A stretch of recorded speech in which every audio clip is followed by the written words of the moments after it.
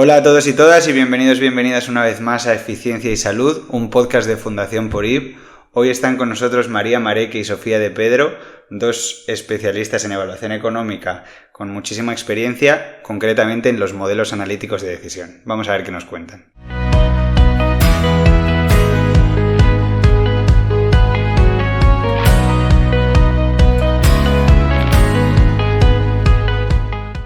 ¿Qué tal, Sofía? ¿Qué tal, María? ¿Cómo estáis? Hola, bien. Todo muy bien. ¿Tú qué tal? Muy bien, muchas gracias por estar aquí, bienvenidas al podcast y bueno, ya he adelantado que vamos a hablar hoy de modelos analíticos de decisión. Ahora os preguntaré qué es esto, pero primero sí que me gustaría que la gente os conociera, así que podéis presentaros, María. Bueno, pues yo soy María Mareque, estudié Administración y Dirección de Empresas y posteriormente realicé el máster de Evaluación Sanitaria y Acceso al Mercado de la Universidad Carlos III en Madrid y actualmente, junto con mi compañera Sofía de Pedro, somos especialistas en Evaluación Económica y Modelización en PORIB. Y yo soy Sofía de Pedro, yo estudié Neurociencia en Londres y posteriormente hice el mismo máster que realizó María y ahora somos compañeras. Pues muchas gracias a las dos por vuestro tiempo y para poner en contexto también a la audiencia, este episodio está muy relacionado con el que se publicó el mes pasado, donde hablamos de estudios de evaluación económica. En este caso, vamos a centrarnos en los modelos porque una gran mayoría de estas evaluaciones económicas se realizan mediante técnicas de modelización y mediante el diseño de modelos analíticos de decisión. ¿Nos podéis contar qué es un modelo analítico de decisión?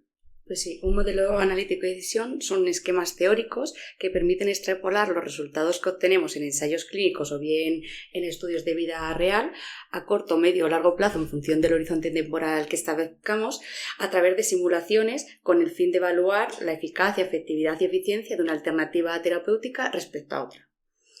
Además, estos modelos tienen como objetivo simplificar el curso o la historia natural de la enfermedad de una patología en concreto y se incluyen aquellos eventos que son relevantes o fundamentales relacionados con la patología en el estudio. Y es importante tener en cuenta esto último que comenta María sobre que simplifican y dejar claro que por ello nunca deben sustituir ni a los ensayos clínicos donde se estudia la eficacia y la seguridad, ni tampoco a los estudios observacionales ni de real world evidence donde se registran datos de vida real y se valora la efectividad de las intervenciones sanitarias. Pues muchas gracias por esta explicación y ahora que ya todos estamos en la misma página, ¿qué tipos de modelos existen? Vale, pues los modelos se pueden clasificar de distintas formas en función de su estructura, de su naturaleza, si son determinísticos o estocásticos y según las técnicas cuantitativas que utilicemos, que pueden ser modelos de análisis de decisión, de extrapolación, epidemiológicos, de Markov, etc. Y en función de sus características, pues si nos centramos en los modelos determinísticos, estarían los árboles de decisión, que son aquellos que representan la progresión de la enfermedad a través de un conjunto de ramas con unas probabilidades fijas. Si nos pasamos a los modelos estocásticos, pues son modelos de transiciones entre estados basados en modelos de Markov, modelos de simulación individual de pacientes o modelos de simulación de eventos discretos. Los modelos de Markov son aquellos que tienen un conjunto finito de estados mutuamente excluyentes denominados estados de salud, a través con unas probabilidades. Los modelos de simulación individual de pacientes son exactamente igual que los modelos de Markov formados por un conjunto de estados, pero se tiene en cuenta la historia clínica pasada de los individuos, ¿vale? Luego estarían los modelos dinámicos de transmisión, que estos sí que pueden ser determinísticos o estocásticos, individuales o de cortes, estáticos o dinámicos, y se representan en función de diagramas causales, y estos se suelen utilizar habitualmente en poblaciones extensas o grandes. También tenemos los modelos de supervivencia dividida, o también conocidos como Partitional Survival Model, y estos no utilizan transiciones entre estados, sino que los pacientes se mueven progresivamente en función de las curvas de supervivencia global y supervivencia libre de progresión. En este tipo de modelos habitualmente se contemplan 3 estados de salud: libre de progresión, progresión y muerte, donde muerte se considera un estado absorbente y actualmente se utilizan sobre todo en el área de oncología. Y ya por último también tendríamos los modelos bayesianos, que utilizan métodos bayesianos para estimar la distribución de la probabilidad sobre los valores posibles de un parámetro, ¿vale? Estos son un poco más complejos y actualmente pues los que más se ven son árboles de decisión, modelos de Markov o modelos de supervivencia dividida. Añadir que entre todos estos estos modelos, a la hora de elegir hay que considerar las características del problema de decisión que se está analizando.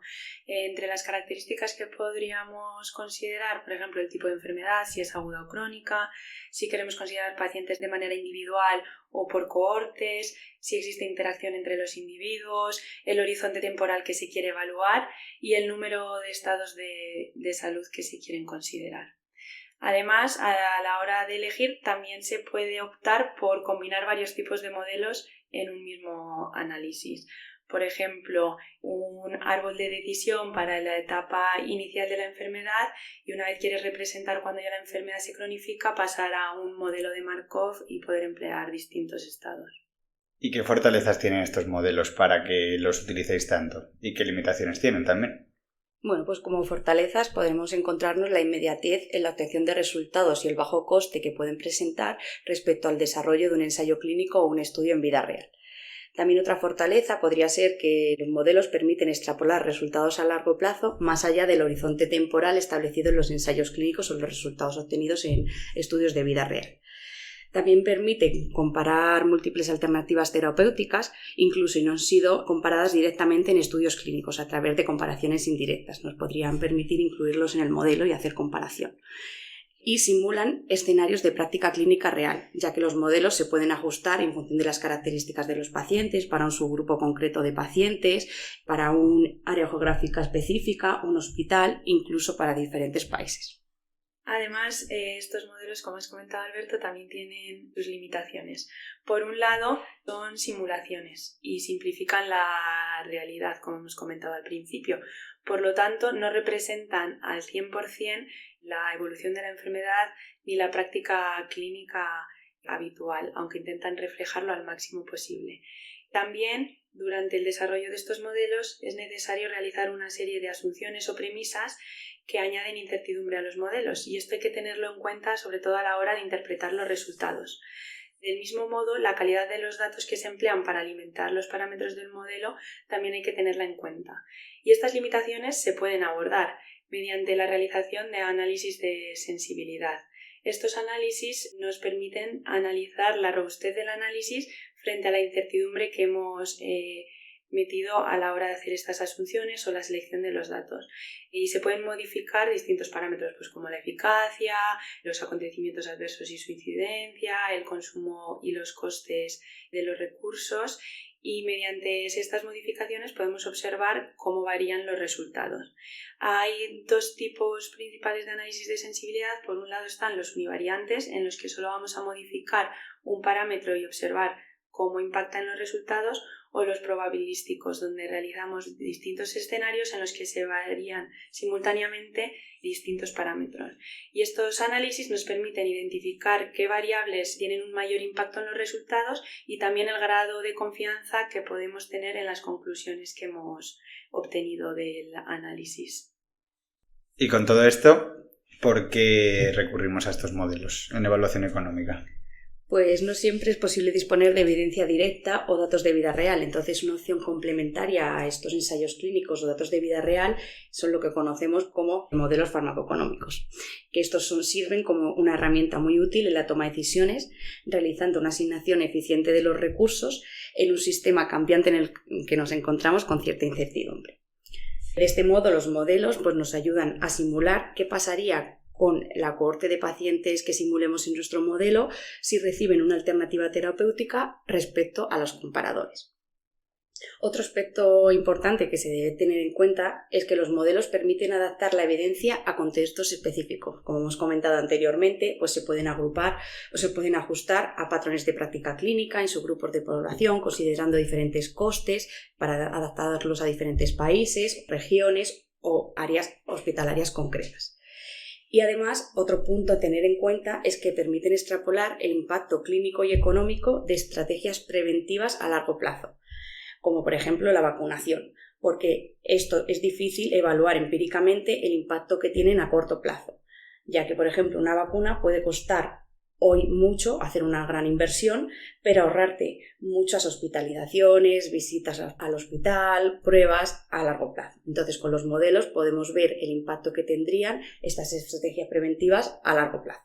Esto además es muy interesante porque hace poco estuvimos hablando con María Buti y Raquel sobre justo pues, que las estrategias de detección precoz de las hepatitis virales pues, son estrategias coste efectivas y entiendo que todos estos estudios se hacen con modelos económicos. ¿Cuál es vuestra experiencia con estos modelos? Pues en nuestro día a día, cuando nos enfrentamos a este tipo de modelos analíticos de decisión, normalmente o nos enfrentamos a una adaptación de un modelo ya existente o a desarrollarlo de nuevo. Cuando nos enfrentamos a una adaptación, el modelo viene ya desarrollado para otro contexto y lo que nosotros hacemos es ajustarlo y adaptarlo a las características locales, adaptando datos como la epidemiología, la práctica clínica o los costes, en este caso, del Sistema Nacional de Salud. En estos casos, la estructura se mantiene siempre igual, es decir, no modificamos el tipo de modelo que se ha elegido o cómo transicionan los pacientes, simplemente modificamos los parámetros que alimentan estos modelos. Cuando nos enfrentamos a desarrollar un modelo de nuevo, esto implica hacerlo de cero, diseñar, conceptualizar, elegir la estructura del modelo, teniendo en cuenta que pueda permitir cierta flexibilidad por si se quiere adaptar también luego a otros contextos. Esto es más complejo, pero también nos permite a nosotras tener una mayor personalización y precisión de lo que queremos captar en el análisis. Y ambas estrategias son válidas si se hacen de manera rigurosa. Es más una decisión de si ya hay algo o merece la pena realizarlo de nuevo, aunque ya haya algo porque no se ajusta a nuestra realidad. Y opinión personal y sincera vuestra, ¿qué preferís? ¿Qué os llena más? ¿Un modelo de nuevo o una adaptación? A mí me gusta enfrentarme un poco al folio en blanco, el tener que buscar, informarte, ver qué cosas podrían funcionar mejor. Ese reto de tener que ver cómo afrontarlo me gusta. Y yo estoy de acuerdo con mi compañera Sofía. A mí también soy más partidaria de hacerle de nuevo, más que nada porque al final es eso, el reto de crearlo de nuevo, estudiar la patología, los parámetros, qué tipo de modelo elegir, intentar adaptarlo lo máximo posible. Al final yo creo que aprendes y es mucho más enriquecedor. Venga, pues hablando de modelos de nuevo que nos comentabais, ¿qué pasos seguís a la hora de desarrollar estos modelos? Pues bien, para el desarrollo de un modelo es necesario seguir una serie de pasos, como comentas, Alberto, porque lo importante del modelo es que garanticen la fiabilidad y la transparencia del mismo. Hay que intentar hacerlo lo más transparente posible para que si otra persona intenta adaptar ese modelo pueda saber de dónde vienen los cálculos y poder trazar cada uno de ellos. Entonces, estos pasos se componen principalmente de la conceptualización del problema de salud y del modelo, es decir, la elección del tipo de modelo a utilizar, qué fuentes de datos vamos a utilizar para alimentar cada uno de los parámetros necesarios para el desarrollo del modelo y la programación del mismo. A rasgos generales podemos clasificarlo como en 5 grandes pasos. El primero de ellos sería la definición y contexto del análisis. Posteriormente pasaríamos a realizar una búsqueda de la evidencia disponible para saber de la patología y de la población en estudio qué hay, qué evidencia disponible contamos. Posteriormente pasaríamos a la conceptualización, diseño y programación del modelo y por último sería la interpretación de los resultados de los modelos a través de un informe. Por entrar un poco más en detalle en qué realizamos en cada uno de estos pasos, como ha comentado María, el proceso empieza con definir la pregunta de investigación y el contexto del análisis, estableciendo un objetivo, las alternativas terapéuticas a comparar, a qué población nos queremos dirigir, etc. Después pasaríamos a realizar la revisión de la literatura. Cuando lo hacemos de nuevo, lo que solemos hacer primero es ver si podemos identificar modelos previos que se hayan hecho en otros contextos para esta misma patología, para poder coger ejemplos, ver limitaciones, ventajas que tienen y utilizarlos. Y en caso de que no podamos localizar ninguno, pues intentamos recopilar evidencia científica que nos ayude a diseñar y a elegir el tipo de modelo y la metodología que queremos seguir. Y además, durante esta revisión también aprovechamos para buscar evidencia y datos en nuestro entorno sobre aquellos parámetros que se van a incluir en el modelo. A la hora de realizar la revisión de la literatura, podríamos realizar una revisión sistemática de la literatura, que sería lo recomendado, pero suelen llevar mucho tiempo y a veces no disponemos de él. Entonces recomendamos y lo que hacemos es una revisión exhaustiva de la literatura. Y una vez hemos recopilado toda esta información, pasamos a conceptualizar y diseñar el modelo y determinar los parámetros que vamos a incluir. Una vez ya hemos hecho toda esta parte más teórica, pasamos a lo que es programar el modelo, en donde traducimos toda esta información que hemos encontrado a un lenguaje informático que nos permita modelar la enfermedad. Y por último, una vez ya está programado y hemos obtenido nuestros resultados, desarrollamos un informe en el que especificamos la metodología que hemos seguido, los parámetros que hemos empleado finalmente y detallamos los resultados tanto del caso base como de los análisis de sensibilidad o algún escenario alternativo si se quiere evaluar. Todo esto se va a hacer de manera detallada, clara y transparente, porque como ha dicho María, a la hora de interpretar todo esto es muy importante que sea todo transparente y que se pueda trazar y seguir todo lo que se ha realizado. Claro, ahora mismo me viene a la cabeza una pregunta que es, en la literatura podéis encontrar varios datos diferentes del mismo parámetro, pues se me ocurre, proporción de cirugías que se realizan, y un estudio a lo mejor ha analizado una serie de pacientes en Cataluña y le sale un 10% y otro una serie de pacientes en Cantabria y le sale un 23%. ¿Cómo valoráis qué parámetro es más adecuado? Incluso las premisas que podáis utilizar en el modelo o las asunciones. ¿Cómo valoráis si es adecuado asumir ciertas cosas o no? Vale, pues en este caso, Alberto, un aspecto clave es la fuente de obtención de datos. Y en el caso de que tuviésemos dos datos disponibles, pues habitualmente en nuestra experiencia lo que solemos hacer es contar con un panel de expertos multidisciplinar con alta experiencia en la patología de estudio.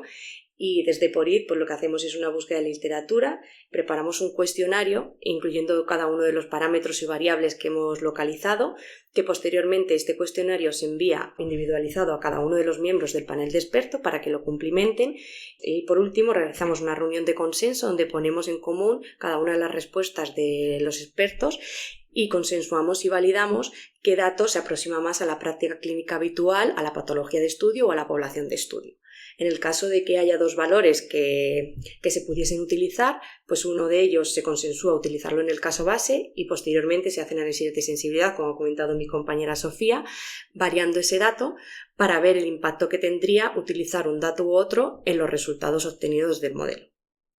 ¿Vale? Entonces esto sí que hay que tener en cuenta y nuestras recomendaciones que siempre, cada vez más, los profesionales sanitarios se involucren en el desarrollo de evaluaciones económicas porque nos aportan su visión desde la práctica clínica habitual, que nosotros al final tenemos la parte más teórica o más metodológica, pero la visión al final de la práctica clínica son ellos los que están con el paciente día a día o con la patología. Entonces, nuestra recomendación también, por último, es que este panel esté formado por diferentes áreas geográficas para intentar representar lo máximo posible a nivel nacional o local la patología de estudio, incluso diferentes áreas que podemos contar con médicos, farmacéuticos hospitalarios, diferentes visiones.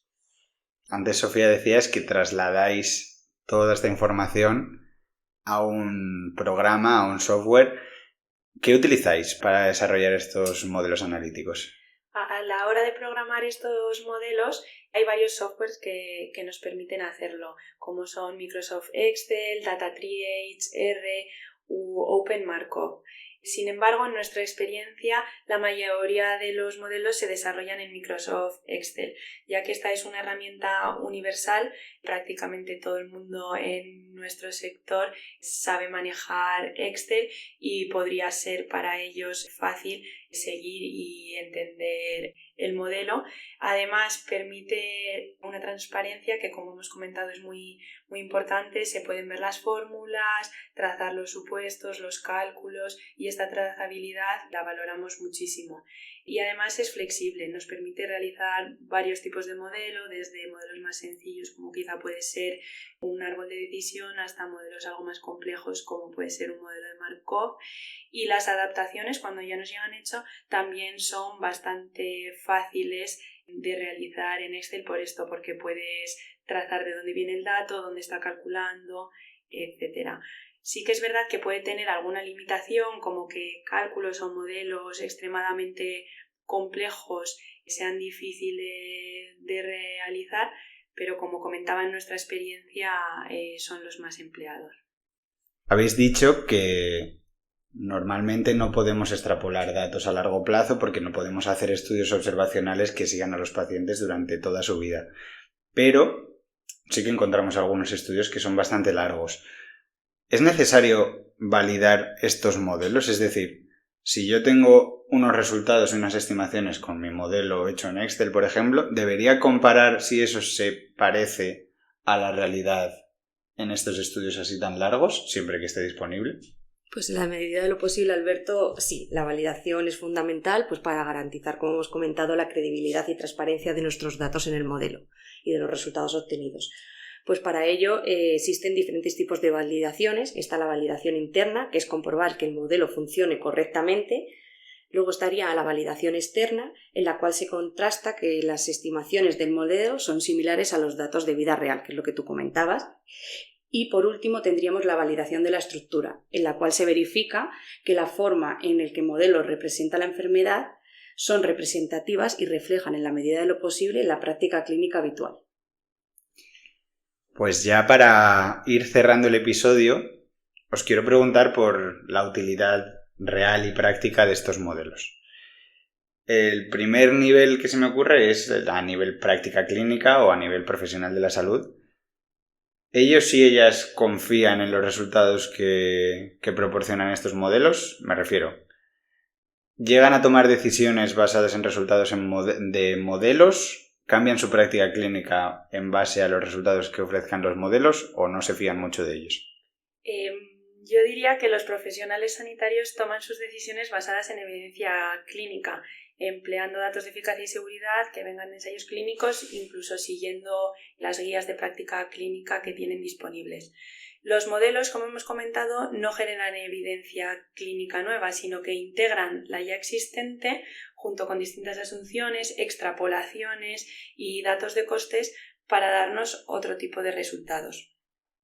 Los clínicos usan la evidencia clínica para elegir el tratamiento que es mejor para un paciente individual. Sin embargo, los modelos están más orientados a responder preguntas más a nivel poblacional o de sistema. ¿Qué intervención aporta más valor por el coste que implica? Dicho esto, sí que creo que que los profesionales sanitarios valoran estos modelos para apoyar decisiones, pero más de política sanitaria, siempre que estén bien construidos y sean transparentes y con resultados que para ellos sean coherentes con lo que ven en su práctica clínica habitual. Creo que sí que los utilizan para defender que se incluya en su hospital la posibilidad de usar esa alternativa terapéutica. Y de hecho, como ha comentado María anteriormente, cada vez vemos que los profesionales sanitarios están más implicados directamente con el desarrollo de estos modelos, participando en la definición del problema, aportando datos de su práctica clínica, validando todo el proceso e incluso defendiendo su aplicación en la evaluación de estas tecnologías sanitarias. Y bueno, entiendo que uno de las aplicaciones clave es el precio y reembolso de intervenciones sanitarias. Es verdad que no todos los países tienen este mecanismo, pero bueno, hay una gran parte del panorama internacional que sí. ¿Cuál es el papel de estos modelos en las negociaciones de precio y reembolso? Pues a nivel internacional, Alberto, hay agencias como el NICE en Reino Unido o la Agencia Canadiense de Medicamentos en Canadá que han consolidado el uso de estos modelos como una herramienta central e imprescindible en la evaluación económica y en las negociaciones de precio y reembolso. En el NICE, por ejemplo, el laboratorio o la industria debe presentar un modelo de análisis coste-efectividad detallado y con un informe exhaustivo mencionando cada uno de los parámetros y asunciones que se han realizado, y la decisión de financiación se basa en si el coste por año de vida ajustado por calidad ganado o QALY está dentro de unos umbrales establecidos. Es decir, el modelo no es solo un informe más o una información adicional que se presente, sino que es la base objetiva sobre la que se negocia el precio y reembolso y se decide si esa intervención se financia o no. Y en Canadá, la Agencia Canadiense de Medicamentos, el proceso es similar. Evalúa los modelos presentados por la industria o por el laboratorio y esa información sirve para negociar el precio de manera centralizada. ¿Y en España? Los modelos en España no se utilizan como como en otros países durante el proceso de precio y reembolso. Sí que se presentan modelos, pero no son el elemento decisivo de la negociación de precio y reembolso. Por un lado, en España no disponemos de un umbral específico y oficial, como sí que es el caso de otros países como Inglaterra, como ha comentado María, sino que la evaluación económica es un criterio más y complementario, pero no es vinculante a la hora de tomar la decisión. Hay otros factores, como por ejemplo la gravedad de la enfermedad, la existencia de alternativas o el impacto presupuestario, que se suelen considerar más. Sí que es verdad que estos modelos analíticos de decisión pueden tener un mayor peso en los próximos años. De hecho, el año pasado, en 2024, salió el borrador del Real Decreto Ley de Evaluación de Tecnologías Sanitarias, en el que se busca formalizar, estandarizar y dar mayor transparencia a estos modelos. Es verdad que no se establecen umbrales, pero sí que impulsa una evaluación económica más rigurosa y homogénea. Además, mediante este decreto también se busca alinear todo el proceso con el JCA, que para quien no lo sepa es una iniciativa de evaluación clínica conjunta de tecnologías sanitarias que se hace entre los Estados miembros de la Unión Europea. Y desde España estamos aprovechando todo este cambio a nivel europeo y estas evaluaciones clínicas conjuntas para complementarlas a nivel nacional con otro tipo de evaluaciones, como podrían ser estas evaluaciones económicas. Todavía no sabemos cuándo ni cómo se implementará este Real Decreto, pero sí que es verdad que si se implementa habrá un uso más estandarizado de los modelos en la toma de decisiones durante el proceso de precio y reembolso, aunque seguirían, como he comentado, coexistiendo otros factores a la hora de tomar la decisión. Por resumir un poco, como ha dicho María, en Reino Unido y Canadá los modelos analíticos de decisión sí que pueden ser un pilar más clave en la negociación, pero en España todavía tienen un papel más consultivo que decisivo. Y sin embargo, tendremos que esperar a ver cómo cambia todo esto con el nuevo marco que se podría poner en marcha próximamente. Bueno, pues si esto cambia, os espera más trabajo, parece. Ya para cerrar, os voy a pedir una última reflexión a cada una respecto a la evaluación económica y la utilización de los modelos analíticos de decisión, así que quien quiera. Yo creo que concluiría diciendo que, como hemos comentado al principio, estos modelos y estos análisis no deben sustituir a ensayos clínicos o otro tipo de estudios, pero creo que sí que son complementarios, que aportan información, que nos pueden ayudar a tomar una decisión más informada a la hora de decidir si incorporar una intervención sanitaria a la cartera, y que yo creo que tenemos herramientas para hacer modelos que sean válidos, que puedan representar bien la práctica clínica real y que de verdad nos ayuden a tomar una decisión informada, como comentaba. Yo, pues en línea con lo que ha comentado mi compañera Sofía, creo que los modelos de decisión al final son herramientas complementarias que ayudan a la hora de tomar decisiones de precio y reembolso, que cada vez intentamos hacerlo lo más transparente posible y adaptable a otros países para que, si hacemos un modelo de nuevo, pueda ser luego adaptable a otros países o otras premisas, a otras poblaciones, que creo que cada vez son más útiles y que en nuestro entorno la gente está cada vez más concienciada de la importancia y la relevancia que tiene el desarrollo de estos modelos, como hemos comentado anteriormente. Yo, sobre todo en base a mi experiencia, cada vez los profesionales sanitarios entienden más de modelos, están más involucrados y son más colaboradores a la hora de participar en el desarrollo de los mismos. Y nada, simplemente comentar que actualmente está disponible en la Fundación PORID el libro de modelos analíticos de decisión, donde yo soy una de las participantes, pero con el resto de autores hemos desarrollado para explicar con mayor detalle cada uno de los fundamentos y necesidades, tipos y aspectos claves en el desarrollo de estos modelos. Además es una lectura ligera de noche, ¿no? El libro solo tiene 600 páginas, o sea que... No, pero es muy informativo y resume todo muy bien, la verdad. Pues, chicas, muchísimas gracias por vuestro tiempo, por habernos explicado todo con tanto detalle y tan bien. Y por último, pues agradecer como siempre a la audiencia por seguir ahí con los cascos día tras día escuchándonos. Muchas gracias. Muchas gracias, Alberto. Gracias.